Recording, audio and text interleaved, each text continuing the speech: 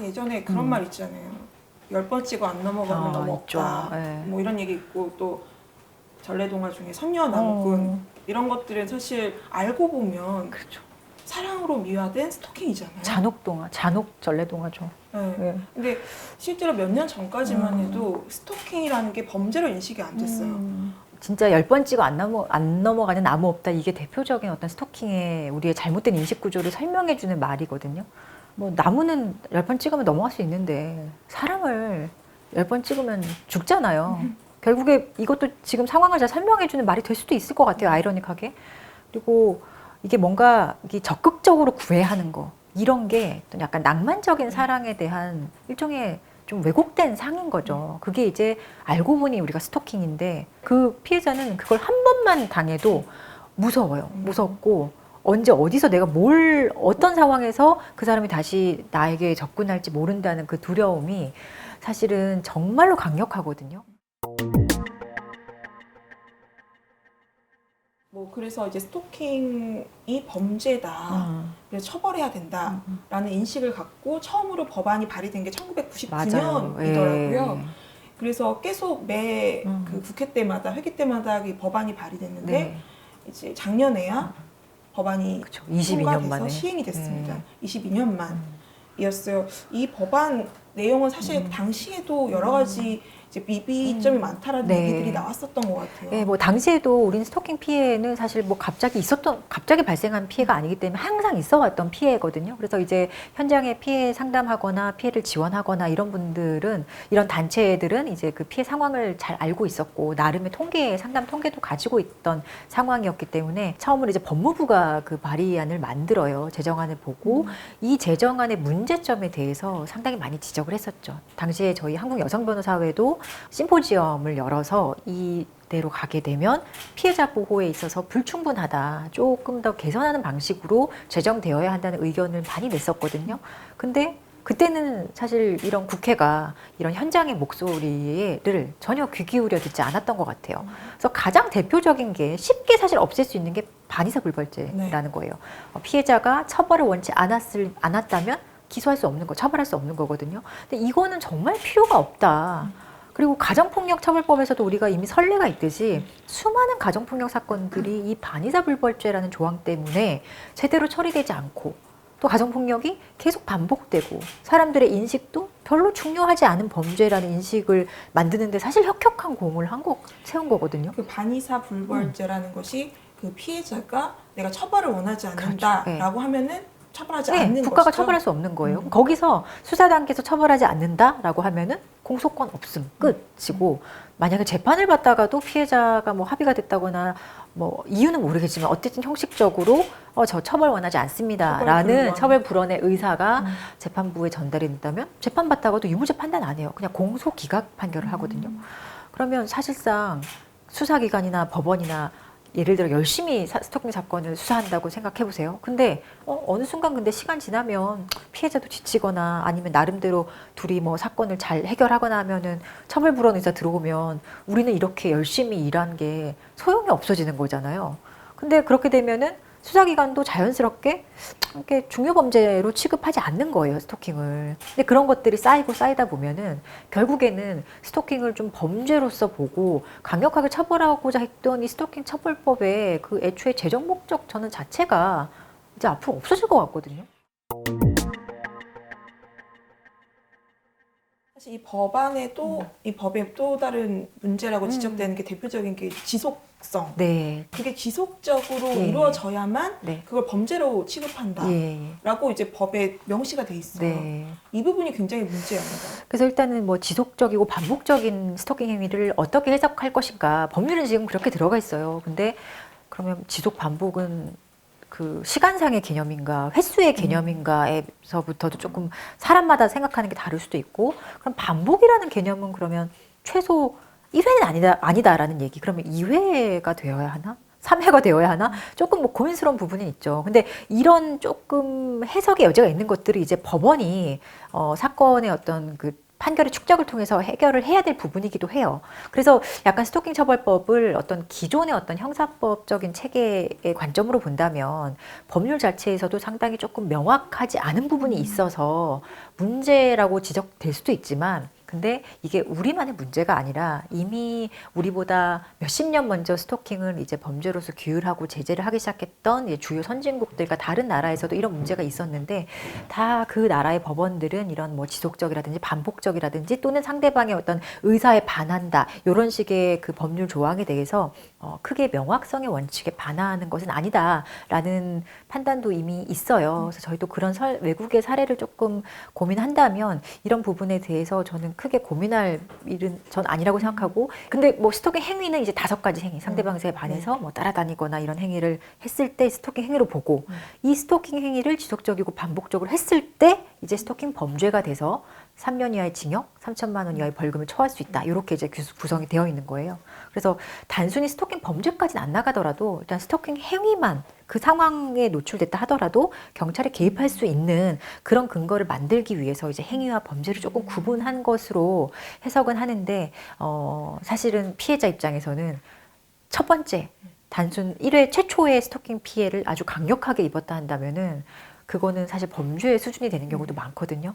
근데 그런 것들을 과연 현장의 어떤 스토킹의 그 피해자의 어떤 피해 상황이라든지 피해 감정 아니면 피해 유형을 우리 이 법률이 다 포섭할 수 있는가라고 물었을 때는 저는 그러기에는 좀 불충분한 법률이다라고 보여져요. 지금 그러면 스토킹의 정의가 지금 어떻게 돼 있죠, 법에는?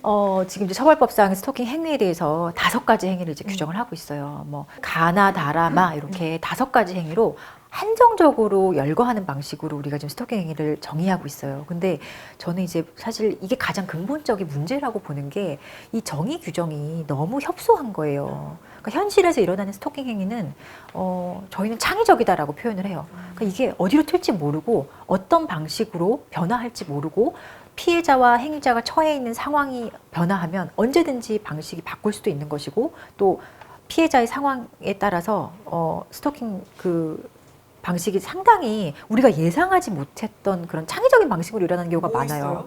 예를 들어 지금 가장 문제되는 게 SNS 계정을 사칭해서 예를 들어 뭐 피해자인 것처럼 행세하거나 또는 피해자와 아주 가까운 사람, 특히 나는 이 피해자의 남자친구야 라고 행세하는 그런 식의 계정 사칭이 많아요. 근데 이 계정 사칭 피해자가 많거든요. 근데 이거 어떻게 처벌할 수 있는가? SNS 계정을 그렇죠. 여는 만들어서 거죠. 현실에서 발생하고 있는 일인가요? 너무 많이 발생하고 있어요, 실제로. 계정 사칭에 가끔은 뭐 유명인들의 계정 사칭 피해 보도는 보셨을 텐데, 지금 이게 유명인들만의 한정적으로 발생하는 범죄가 아니라 일반 사람들에게도 너무 많이 발생하는 피해의 유형이에요. 그러면 이걸 스토킹 처벌법으로 처벌 못 합니다. 처벌 못 해요.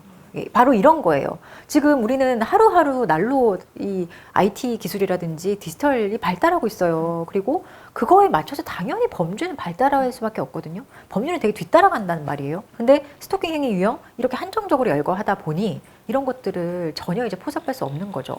그리고 경우에 따라서는 뭐 다른 이제 입법 예를 보면 그러면 어떻게 대안이 있는가 한다면은 이렇게 한정적으로 열거하고 마지막 조항에 조금 더 이와 유사한 방식으로 이제 피해자에게 공포감이나 뭐 이런 불안감을 조성하는 행위라고 한다면 최소한 어떤 그 스토킹 행위로 포섭될 수 있는 여지를 줄 수 있는 이제 법률 규정 형식이거든요.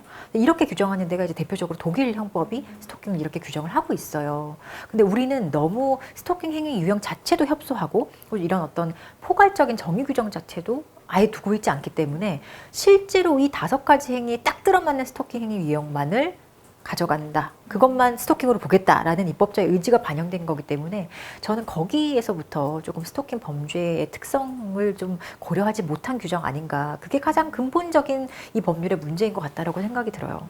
스토킹 행위 그 정의부터 네네. 좀 다 바꿔야 예, 된다. 예. 지금은 다른 법률에 의해서 범죄가 되는 것들은 사실 다 스토킹 행위에서 다 많이 빠져 있어요. 왜냐면 그 법률을 처벌하면 되지 않느냐 이런 생각인데, 근데 스토킹 처벌법은 조금 특별하죠. 왜냐하면 어떤 경찰이 개입할 수 있는 어떤 긴급 응급 조치나 아니면 뭐 현장의 응급 조치 또는 법원이 내릴 수 있는 잠정 조치라는 것이 결국에는 피해자에 대한 어떤 보호나 안전 조치잖아요. 최소한의. 근데 그런 것들을 조금 더 많이 할 수 있는 근거가 되려면 좀 스토킹 행위로 포섭할 수 있는 유형이 지금보다는 많아져야 돼요.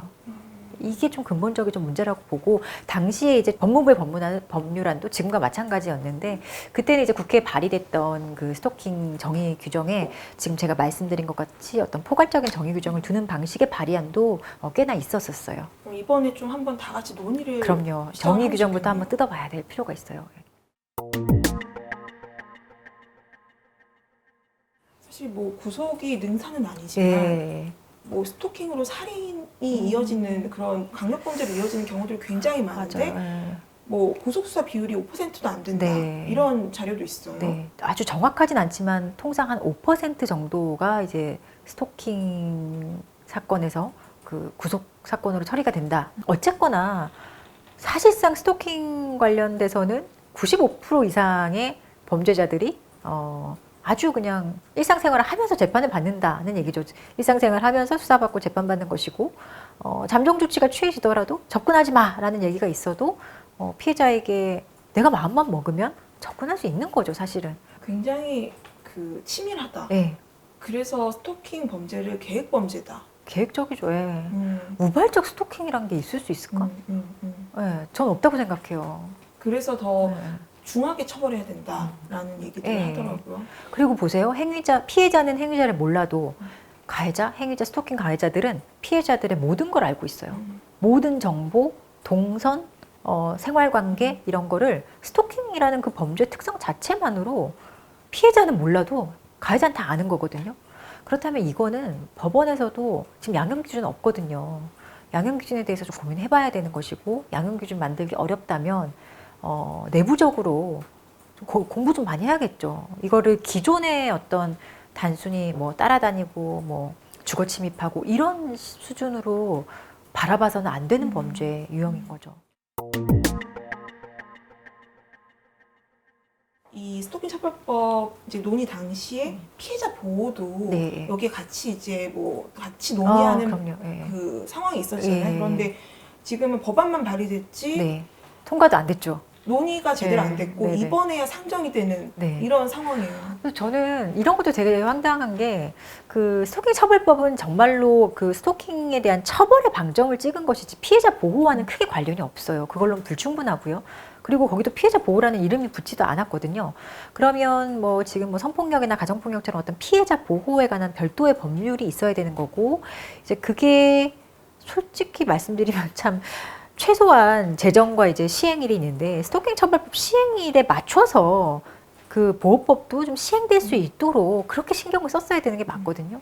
근데 스토킹 피해자 보호법은 여성가족부가 이제 발의를 제안을 한 것으로 나와 있고, 그게 4월 말인가에 최초로 이제 국무회의를 통과했나 그래요. 아직 국회에 계류 중인 거죠. 스토킹 처벌법 시행 1년이 다 돼가고 제정된 지는 이제 1년 6개월이 넘어가는 시점에서 아직도 피해자 보호법은 국회 통과를 하지도 못한 상황. 좀 황당하죠. 물론 그 피해자 보호법에 사실 대단한 것이 들어있는 건 아니에요. 기존의 어떤 그 성폭력 피해자들에 대해서 지원해주는 그런 체계를 그대로 따라간 것이기 때문에 저는 특별할 거 없다고 생각하거든요. 그 법안을 봤을 때. 근데 그 스토킹 피해자 보호법을 조금 더 실효성 있게 만들려면 스토킹 피해자만이 가지는 피해가 있잖아요. 그런 특성을 더 많이 파악하고 그런 것들을 가지고 피해자가 뭔가 실효성 있게 보호받을 수 있는 그런 제도들이 그 법률에 담겨져야 되거든요. 스토킹 피해자들이 갖는 특성이라고는 뭘 얘기하세요? 지금 제가 볼 때는 제가 몰라요. 제가 직업이 변호사라 그럴 수도 있는데, 일단은 스토킹 피해자들은 이게 스토킹 행위인지에 대한 판단과 지금 처벌법 시행된 지 얼마 안 됐잖아요. 그래서 처벌법에 대한 법률적인 이해가 많이 부족해요. 그리고 내가 뭘 할 수 있고 어떤 방식으로 고소할 수 있고 이런 게 좀 부족한데, 거기에 좀 법률적인 지원을 해줄 수 있는 그런 법률 지원 시스템 같은 게 좀 전 들어가야 된다고 생각하거든요. 지금 초기부터. 예를 들어서 디지털 성범죄 피해 지원 네, 센터 네, 네. 같은 것들이 있잖아요. 예, 그런 것도 필요하고 법률 지원도 근거를 좀 마련해야 되고, 예를 들어 피해자 국선 변호사 제도 같은 거는 지금 이제 성폭력과 아동학대 범죄 피해자에 대해서만 지원을 해주는데, 스토킹 범죄 피해자도 좀 고민해봐야 될 것 같아요. 지금 처벌법에는 그런 특례 규정이 들어가 있지 않거든요. 근데 정말로 이제 지원을 받지 못하는 피해자 또는 경제적으로 자기가 변호사를 선임할 수 없는 상황에 있는 피해자를 위해서 법률 조력 문제를 또 어떻게 해결할 것인가 이것도 좀 고민해봐야 될 문제고 지금 사실 여성가족부 그 무료법률 구조지원 사업에 들어가 있긴 합니다. 근데 정책적인 차원인 거죠. 법률적인 근거는 사실 아직 미비한 없는 상태. 근데 조금 더 명확하게 법률적 근거가 있어야 되는 거고 스토킹 피해자만의 특성을 좀 더 고려해야 되겠죠. 아직 스토킹 범죄에 대한 인식이 뭐 사법 당국, 사실 이번에 정치인들, 그렇죠. 공공기관들 전반적으로 다 여전히 인식이 맞아요. 낮은 것 같아요. 좋아했는데 안 받아줬다 피해자가 되게 놀라운 발상이잖아요. 그런 사고가 피해자에게 뭔가 책임이 있다. 이 스토킹 사건에 피해자가 뭔가 빌미를 줬을 거야. 그리고 너가 좀 그래 조심하지 그랬어. 이런 것들이 결국에 아무리 좋은 법률과 제도를 가지고 있어도 스토킹을 근절할 수 없는 가장 근본적인 이유인 것 같아요. 그래서 저는 이런 스토킹 피해자, 특히나 이때 젠더폭력까지 포섭을 한다면 여전히 피해자의 책임으로 우리가 전가하고 있는 방식, 이거는 정말 우리가 인식구조를 돌아봐야 되고 개선해야 되고요. 반의사 불벌죄도 마찬가지예요. 이런 중대한 범죄를 형사처벌을 피해자의 선택에 맡기도록 하는 방식, 그게 과연 맞는가? 정말 피해자의 의사를 존중하는 차원에서 그런 방식으로 설정을 했는지 전 그거 아닌 것 같거든요. 형사처벌마저 피해자에게 선택하라고 하는 이 현실이 상당히 슬픈 거예요. 이 신당뇨 사건 피해자는 끝까지 강력한 처벌을 받도록 하겠다라고 해서 추진을 했다고 하더라고요. 그 말이 굉장히 가슴에 남더라고요. 그렇죠. 근데 정말로 용기 있고 자기에 둘러싼 문제를 정말 똑똑하게 잘 해결해 왔던 그런 피해자거든요. 그리고 많은 피해자들이 실제로 그렇게 하고요. 근데 뭐 경우에 따라서는 피해자가 뭐 그렇게 똑똑해, 뭐 그렇게 일상생활 열심히 해, 병가 안 내고 업무 잘하고 있네? 이런 식의 2차 피해도 많이 가해지는 게 지금의 현실인 건 맞아요. 전형적인 피해자의 모습이 아니다. 피해자답지 않네라고 하는 거죠. 이 사건 피해자는 정말로 너무 열심히 그리고 자기 사건을 끝까지 잘 해결하려고 최선의 노력을 다 했던 거예요. 그리고 끝까지 엄중한 처벌을 법원에 구했었고요. 그리고 그런 그 피해자의 바람이 이번 사건을 좀 처리하는 데 있어서 수사기관이나 법원 모두가 한 번 더 좀 돌아볼 수 있는 그런 계기가 좀 됐으면 좋겠어요. 네. 피해자의 용기가 결국에 실제로 뭐 사법 시스템 그리고 사회 인식의 변화로 이어질 수 있기를 정말 바라겠습니다. 네, 오늘 말씀 감사합니다. 네, 감사합니다.